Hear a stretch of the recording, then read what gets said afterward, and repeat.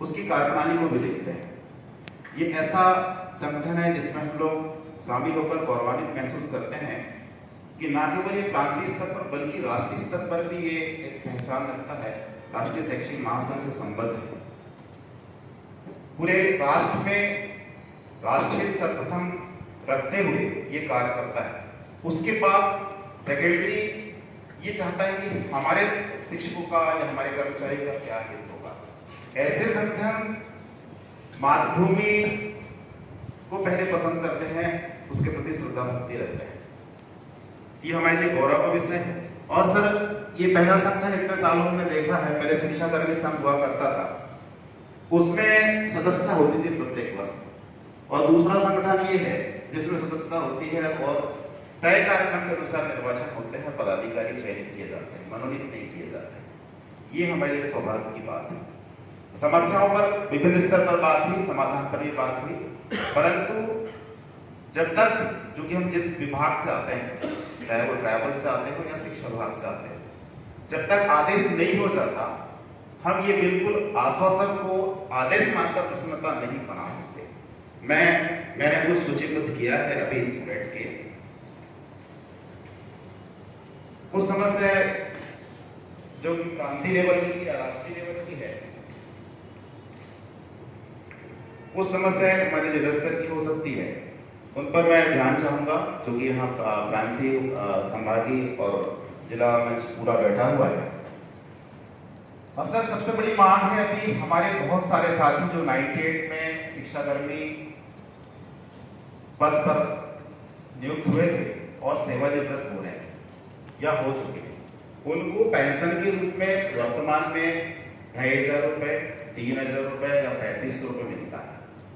और यदि हम ब्लड प्रेशर की गोली लेने जाएं या किसी को आजकल एक कॉमन सी बीमारी हो गई है शुगर और बीपी, तो शायद वो दवाई भी 8 से 10,000 रुपए की आती है। यहाँ पर यदि होता है कि हम नाव पर बैठे हैं, हम बड़े प्रसन्न हैं क्योंकि डूबा तो हमारा दूसरा साथी वही तैरे। यहाँ पर हमारे संगठन को सोचना है, क्योंकि हम राष्ट्रहित की बात करते हैं और राष्ट्रहित में वो प्राणी भी शामिल है। तो पुरानी पेंशन बहाली के लिए मध्य प्रदेश शिक्षक संघ, राष्ट्रीय शैक्षिक महासंघ के पास मजबूती से इस बात को रखे कि यदि बुढ़ापे की लाठी को नहीं देंगे तो वो उस प्राणी को हम नहीं छोड़ रहे हैं। सर इस पर ध्यान देने वाली बात होगी। दूसरा, राज्य स्तरीय मांगों में अभी सबसे ज्यादा हम लोग जिससे पीड़ित है वो नियुक्ति दिनांक से वरिष्ठता की है, और संभव है अभी मंच के द्वारा अवगत कराया गया कि उस पर दिसंबर में काम होना है। सर मैं बताना चाहूंगा कि हम लोगों ने शिक्षा कर्मी से कार्य प्रारंभ किया है और हर बार आदेशों में चले गए। यदि 90% आदेश 100% जारी हुए हैं तो 90% में हमको छला गया है, 10% आदेश ही मुकम्मल जारी होते हैं। नवीन शैक्षिक संपर्क को 2018 से वरिष्ठता प्रदान की गई है, और बाकी यदि कोई लाभ लेना है उसको तो 5 वर्ष की सेवा, 10 वर्ष की सेवा, या अभी जो एक और पेंशन नीति जारी हुई है उस पर भी उसको 30 वर्ष की सेवा पूर्ण होना चाहिए। यदि ये सही तरीके से इस आदेश को यदि हम पारित नहीं करा पाते हैं तो हमारा जितना मांग करना है या हम जिस बैनर तले इसको उठाते हैं वो थोड़ा सा बेईमानी हो जाएगा। इस पर ध्यान देने की आवश्यकता है। एक और संपर्क हमारे साथ काम कर रहा है गुरुजी, जो कि 97 या 98 में जिन्होंने मंजले टोलों में अपने स्कूल को खोला हुआ था। सर उनकी वरिष्ठता खत्म हो गई है, वो संघर्षरत है। माननीय प्रांतीय अध्यक्ष के नेतृत्व में वो भी बार बार मांग कर रहे हैं। अपेक्षा है कि उस पर भी ध्यान देने की आवश्यकता होगी। राज्य स्तरीय मांग में एक महत्वपूर्ण मांग ये अटेंडेंस की है। अभी आपके द्वारा बताया गया कि चूंकि एक मसला गाडरवाड़ा से आया था, चूंकि भिंड मुरैना और गाडरवाड़ा में ये मसले आए दिन आते रहते हैं कि शिक्षकों का वहां विद्यालय नहीं जाना या फिर अन्य गतिविधियों में संलग्न रहते हैं। पर इसका बिल्कुल ये तात्पर्य नहीं कि पूरे प्रांत में हमारे शिक्षक कार्य नहीं कर रहे, वो पूरे तनमन ढंग से काम करते हैं विद्यालयों में। आए दिन जितनी गतिविधि संचालित होती है उसका निर्वहन करते हैं। आप ये कल्पना कीजिए किसी दिन किसी क्षेत्र में लाइट गोल हो जाए ये बिल्कुल अभी कहा जा रहा है कि किसी का अहित नहीं होगा। वहीं हमारी सीबीआई मैडम के निर्देश आ रहे हैं जो अखबारों के थ्रू आ रहे हैं कि 3 महीना ट्रायल पे था, बहुत हो गया, अब आपकी वेतन जो बनेगी 3.0 से बनेगी। और चूंकि शिक्षक सबसे सीधा प्राणी है और कोई भी व्यक्ति किसी भी जॉब में आता है तो वो अपने परिवार के भरण पोषण के लिए आता है। यदि उसके पास इतना समर्थ धन होता तो शायद वो नहीं आ रहा होता, क्योंकि हम पाते हैं कि एक कर्मचारी जो है सिर्फ अपने जीवन को चला सकता है, परंतु वही व्यापारी जो है अपने आने वाली पीढ़ी के लिए स्टेट छोड़ के जाता है, उसको नौकरी तलाशने की आवश्यकता नहीं होती है। यहाँ पर थोड़ा सा देखने वाली बात होगी कि क्या हम इसमें आने वाली पीढ़ी के लिए अच्छा मार्ग दे पा रहे हैं या नहीं दे पा रहे हैं। इसकी जगह मैं मना नहीं करूं शासन की नीतियों को, इसकी जगह जो बायोमेट्रिक मशीन है, क्योंकि हर एक व्यक्ति शासन के अंग का व्यक्ति है, हमारा संस्था प्रधान प्रतिनिधित्व करता है शासन का, उससे आप प्रमाणीकरण में बायोमेट्रिक थंब हम प्रेस करते हैं, उसके माध्यम से भी ली जा सकती है, जिसमें डेटा का कोई यूजेस नहीं, जिसमें मोबाइल की कनेक्टिविटी का कोई यूजेस नहीं। ये सारी कुछ देखने वाली बात है। ऐसे संशोधनों को हमें प्रांत लेवल पर पहुंचाएंगे, आदरणीय शुक्ला जी से अनुरोध है। सर, एक और महत्वपूर्ण समस्या है हमारे सेवानिवृत्त जो कर्मचारी हो रहे हैं, सहायक शिक्षक या उच्च स्तरीय शिक्षक या प्रधान पाठक, उनके साथ सबसे बड़ी समस्या ये आ रही है कि ये शासन स्तर पर कहा किया जा रहा है कि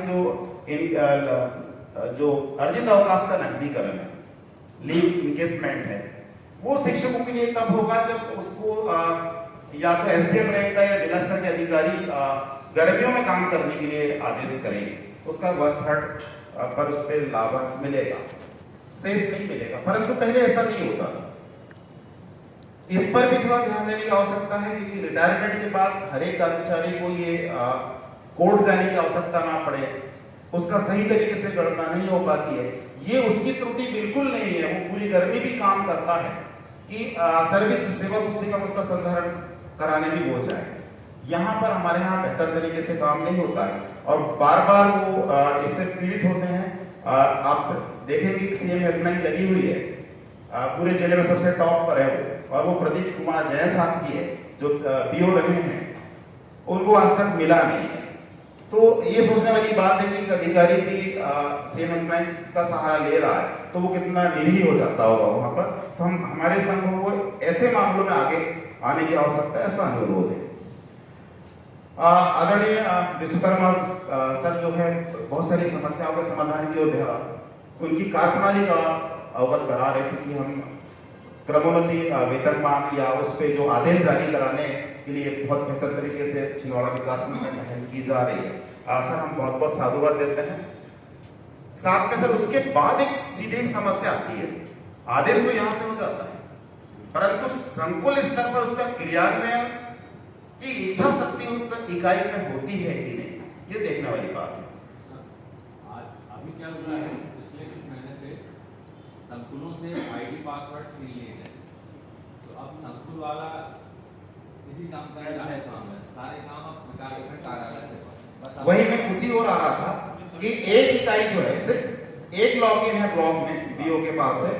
यदि संकुल से सबसे पहले तो बाबू साहब को उसको प्रविष्टि करना है, प्रविष्टि करने के बाद उस एक बार सेवा पुस्तिका लेके बीओ ऑफिस आता है, वहां से IFMI से जनरेट करना है, तो फिर उसकी प्रविष्टि करना है, फिर संकुल प्राचार्य की साइन कराना है, फिर बीओ की साइन कराना है और उस पर उसे एक पीडीएफ बनानी है 2 MB से लेस और उसको अपलोड कराना है। अपलोड कराने के बाद वो जो प्रविष्टि ने अपलोड कराई है वो संभागीय कार्यालय को प्रेषित की जाती है। वहां पर एक टीम बैठी है, वो उसका अप्रूवल देती है। यदि अप्रूवल नहीं मिलता है तो उसका वेतन सीधे पे होता है, वो भी एक इंक्रीमेंट लेस होता है। हमारे चौरी ब्लॉक में आपको मालूम है कि हमने बहुत संघर्ष किया था और जब हमने उन लोगों का लगवाया 12 वर्ष की क्रमोन्नति का, तो 2-2 इंक्रीमेंट पीछे काम कर रहे हैं। तो मैं यहाँ से आपके लिए समाधान के लिए एक सुझाव लेकर आया था कि 3 वर्ष पहले अनुमोदन का कार्य जिला पेंशन कार्यालय कर रहा था और ये व्यवस्था को अभी संभागीय कार्यालय भेज दिया गया है। क्यों ना हम प्रांतीय अध्यक्ष महोदय से निवेदन करें, चूंकि प्रांत स्तर की समस्या है कि हमारे शिक्षकों को सबसे बड़ा अमला यदि किसी के पास है, हमारे विभागों के पास है, शिक्षा में है, तो वो परेशान ना हो।